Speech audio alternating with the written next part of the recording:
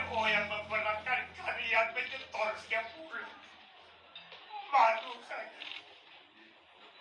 Saya malu.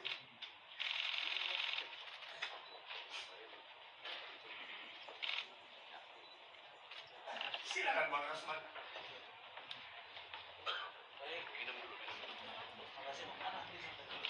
Baik. Assalamualaikum warahmatullahi wabarakatuh. Namo Buddhaya, salam kebajikan. Pada hari ini kawan-kawan sekalian, kita atau kami DPP Partai Demokrat, produk dari Kongres luar biasa yang baru saja berlangsung pada 5 Maret sampai menjelang 6 Maret 2021, ingin menyampaikan beberapa hal kepada teman-teman semua.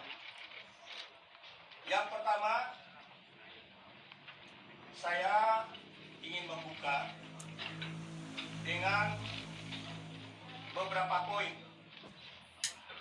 Izinkan saya berdiri karena saya kurang tinggi supaya terlihat oleh kawan-kawan semua. Yang pertama adalah sisi historisnya. Kenapa Kongres luar biasa ini terjadi?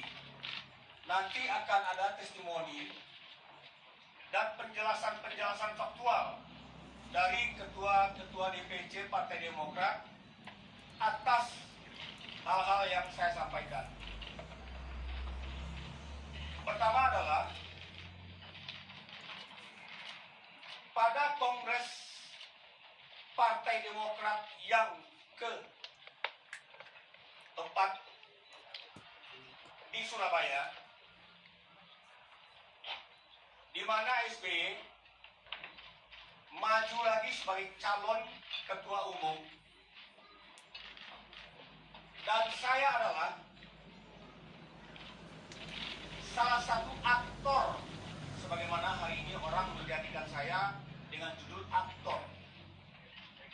Karena pada Kongres Surabaya dipersiapkan Marzuki Ali juga maju sebagai calon ketua umum yang secara de facto mendapatkan dukungan luar biasa dari kader-kader Partai Demokrat di DPD dan daerah dan cabang.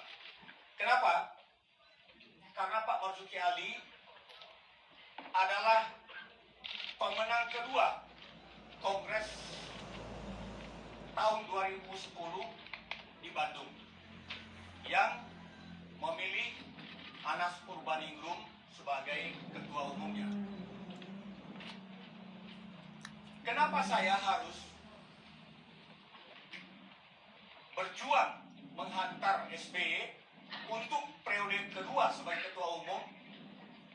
Sesungguhnya ini adalah satu kesalahan fatal saya, dan saya harus bertanggungjawabkan di hadapan semua kawan-kawan dan kader, dan kelak di hadapan Allah Subhanahu wa Ta'ala. Ini yang paling mengerikan. Mungkin azab yang akan datang ke saya nanti.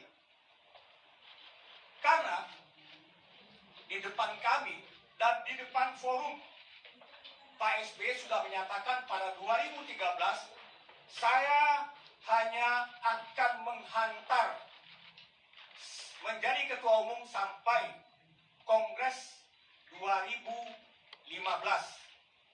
Dalam arti kata, melanjutkan kepemimpinan Ketua Umum Anas Urbaningrum yang masih tersisa. Pikiran kami waktu itu 2015, jika kemarin Pak SBY menjadi presiden, kemudian sebagai ketua umum, belum full waktunya untuk memimpin partai, maka 2015 beliau tidak lagi jadi presiden.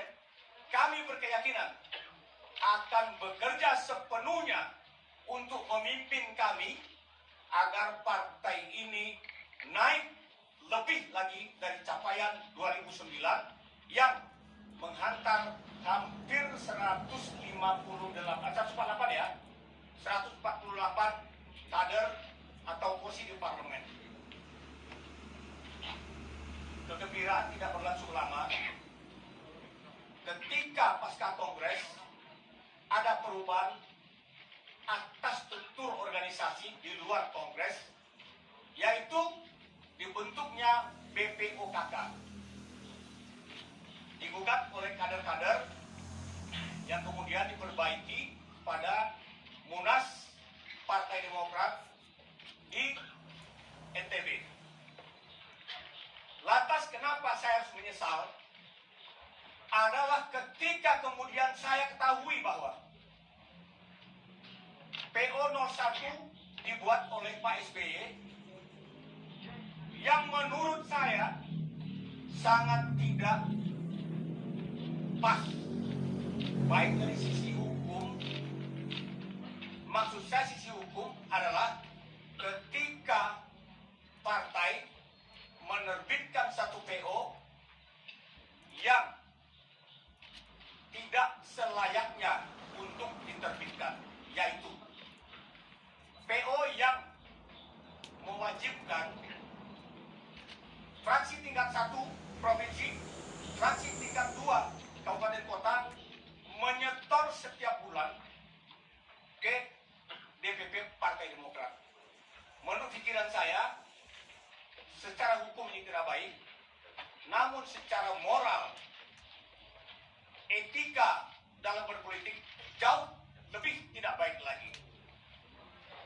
Atau bisa dikatakan ini adalah buruk sekali dalam mengelola kader-kader yang berada di bawah. Mestinya seorang pemimpin itu harus menguatkan kawan-kawan yang berada di front guard agar mereka bekerja full power mendekati rakyat atau konstituen. Setoran-setoran itulah, setiap bulan itulah, tapi ada dampak positif bagi kader-kader di daerah. Dari sisi agama yang saya pandang, yang saya pahami, bahwa umur kita dapat dipanjangkan kalau kita rajin bersedekah. Mereka setiap bulan bersedekah ke DPP seluruh Indonesia. Nah, kalau yang disedekah itu umurnya pendek, saya nggak tahu. Saya belum dapat rumusannya.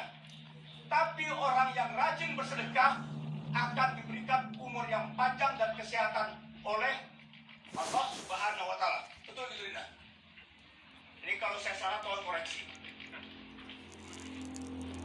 Kemudian lanjut Kongres 2020. Terima kasih sudah nonton. Jangan lupa like, subscribe, dan share ya.